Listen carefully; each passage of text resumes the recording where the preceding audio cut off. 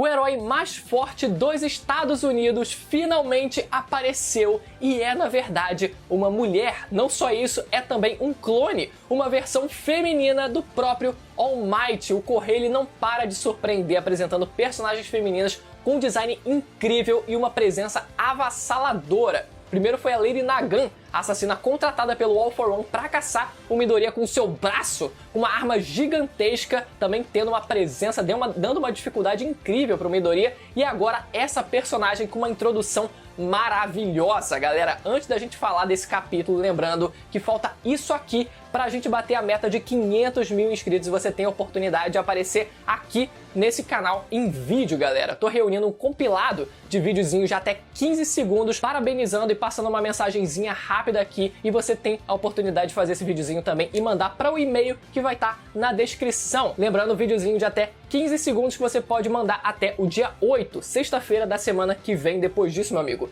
já era. E com seu nome, sobrenome, estado e cidade pra gente poder botar na legendazinha, saber quem é cada um de vocês. Então o capítulo começa com um flashback da fuga de Tartarus, quando o All for One usou o corpo do Shigaraki para conseguir fugir, e é dessa vez agora na perspectiva do Stain, para a gente entender como foi a fuga dele diretamente. A gente vê na primeira página um preso random ali que fugiu para pegar mulher. Ele tá dizendo: eu posso agora pegar mulher, eu vou fugir para pegar mulher. Meu amigo, a que ponto você tem que ser gado? É gado demais mesmo, né? Pra você fugir.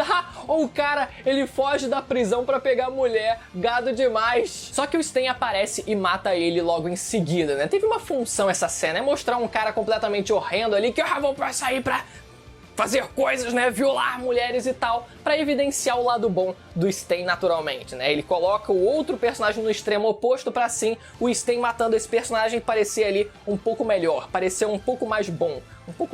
Só que ele decide primeiro ir atrás de informações ao invés de sair correndo desesperadamente, né? Ele é um cara inteligente, ele é um cara estratégico, então ele decidiu fazer isso antes de qualquer coisa e ele foi atrás disso. E primeiro ele encontra um guarda caído no chão, um guarda que estava segurando um dispositivo, uma caixinha que até aquele momento a gente não sabia o que significava, o que tinha dentro daquilo, mas ele percebeu que só aquele guarda segurava aquilo, ao invés dos outros que seguravam armas, ou seja, aquilo era muito mais importante do que a própria vida do guarda e pareceu importante na visão do Stain, então ele decide pegar aquela caixinha. O guarda até pergunta se ele é um homem ou uma besta e ele responde: eu sou uma besta que busca apenas o mundo justo.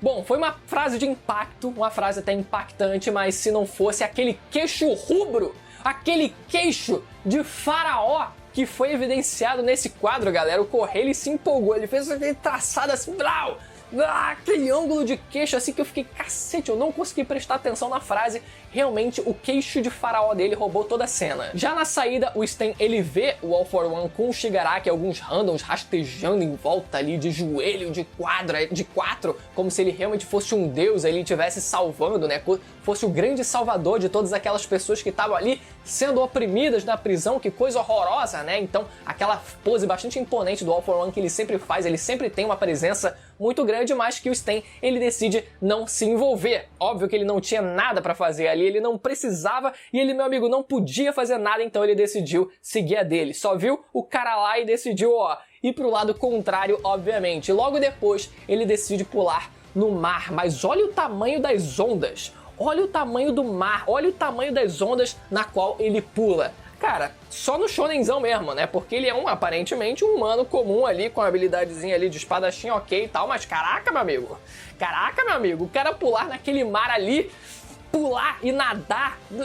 Já a segunda sessão desse capítulo mostra o All Might recebendo as informações que ele obteve justamente do Stain, essas informações dessa caixinha que ele recebeu, e ele entrega essas informações à polícia para serem investigadas. A gente então descobre que esse dispositivo é na verdade um registro do histórico do sistema da prisão de Tartarus. Essa prisão que trabalha de maneira autossuficiente, então esse dispositivo nada mais serve do que como um extrato bancário, sabe? Um extrato, um relato das informações que foram obtidas, que acontece, de tudo que acontece no sistema de segurança de Tartarus. Então eles descobrem que a queda do sistema foi causada por conta de ondas de choque, tanto do Shigaraki do lado de fora, quanto do All for One do lado de dentro. E é através dessas ondas de choque que ele se comunicavam. Só que uma coisa que é importante a gente contextualizar aqui pra gente começar a entender o que é explicado em seguida é relembrar o seguinte, que foi dito já uma vez pra gente no arco passado, que as individualidades elas carregam consigo parte da consciência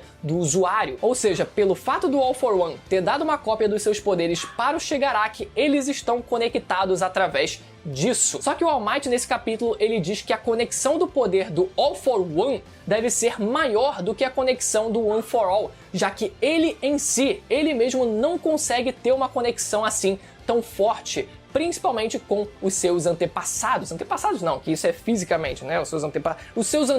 Os seus predecessores, essa é a palavra correta, né? É dito que essa, na verdade, a conexão que existe com o One for All, com o poder do One for All, é, na verdade, uma via de única mão, de mão única. Ele consegue passar as informações que ele obtém para os vestígios, mas ele não consegue acessar as informações dos vestígios. Então é por isso que ele diz que a conexão do poder do All for One deve ser mais poderosa do que a conexão que ele tem com o One for All, porque o All for One ele consegue trabalhar essa conexão como uma via de mão dupla e não como uma via de mão única. Só que o All Might ele se pergunta como pode ser uma conexão tão forte a ponto de funcionar até 500 metros debaixo da água. Então é dito que essa conexão foi potencializada, é dito que eles se comunicaram através dessas ondas de choque, como se eles realmente fossem dois rádios, e que essas ondas de choque elas foram registradas pelo sistema. Só que uma coisa que eu acho que os personagens eles deviam se questionar, principalmente nessa hora, já que eles estão se questionando sobre essa conexão que existiu na mente entre os dois personagens, é o fato de que o All for One ele conseguiu entrar na mente do Shigaraki mesmo quando os poderes do Shigaraki eles estavam sendo anulados pelo Aizawa. Então, se a gente parar pra pensar que eles estavam se comunicando através de ondas de rádio por conta das suas individualidades, né? Uma das suas individualidades, como se eles fossem dois rádios, beleza, mas quando um desses rádios está desligado, ou seja, quando o poder de um desses dois está sendo anulado, como que essa conexão ainda consegue funcionar? Ela só depende da conexão do poder do All for One mesmo, né, que está ali interligado, que está ali interligando os dois? Por mais que a gente possa deduzir que talvez seja isso, afinal a conexão entre o Shigaraki e o All for One não estava tão estável assim, na verdade estava bem instável, o Shigaraki ele não sendo controlado por completo, por mais que dê para deduzir isso de forma bem simples, talvez fosse útil se em algum momento os personagens eles se questionassem isso também. Então é dito que eles decifraram a conversa entre o Shigaraki e o All for One e descobriram assim que o corpo do Shigaraki estará completo em 38 dias. Só que o registro dessa conversa foi feito 35 dias atrás, ou seja, isso significa que ele estará completo daqui a 3 dias. A gente pensava que teria ali um longo caminho pela frente, quem sabe nos próximos meses, semanas pelo menos de preparação, mas não, os heróis eles só têm 3 dias para se prepararem. E a última sessão do capítulo mostra um prédio de uma comissão que lida com relações internacionais, como se fosse uma espécie de ONU, talvez. Ali tem várias bandeiras na fachada, várias bandeiras de países diferentes na fachada do prédio, e dentro dele, burocratas discutindo sobre o equilíbrio de força entre os países, dizendo que não pode ser tão simples assim você enviar heróis de outros países para outros países, porque isso afeta o equilíbrio, pode deixar aquele país ali à mercê de algum ataque, algum possível ataque, tem que ser ali na medida certa, não pode ser nem mais nem menos e tal. Então eles estão lá realmente como um papel de burocratas de tentar segurar um pouco as coisas, o que é justamente o contrário do que os heróis eles querem fazer. A gente vê 2 heróis nessa reunião aí, um deles sendo um herói chamado Salam, que tem o poder de uma pintura egípcia 2D, ele é basicamente uma pintura egípcia 2D, bem criativo, e um outro chamado de Big Red Dot, que tem basicamente um rosto de leão com os pés de nadadeiras, bem peculiar, e esses dois sendo personagens do novo filme de Boku no Hero, World's Mission. Talvez essa seja uma forma de tentar canonizar o filme aí mais uma vez. Só que isso tudo foi para contextualizar o fato de que uma dessas heroínas não aguentou esperar toda a papelada e decidiu agir por conta própria, porque já sabia que provavelmente toda a papelada daria certo e ela poderia ser liberada para ir até os Estados Unidos. E essa personagem nada mais é do que a heroína número 1 dos Estados Unidos, o símbolo nu e cru americano chamada Star and Stripe, que traduzindo seria estrela e listra, né, simbolizando ali a bandeira dos Estados Unidos, com seu cabelo quase que em homenagem ao All Might, exatamente desde uma versão feminina, fora o sorrisão grotesco que o All Might ele tem também, né, uma versão feminina do All Might com seu braço rasgando e se mantendo de pé sem qualquer dificuldade em cima de um jato em movimento que, assim, eu não sei a velocidade, talvez estivesse até, sei lá, a 800 km por hora, 1000 km por hora, e ela lá em cima do jato, do lado de fora, sem problema nenhum.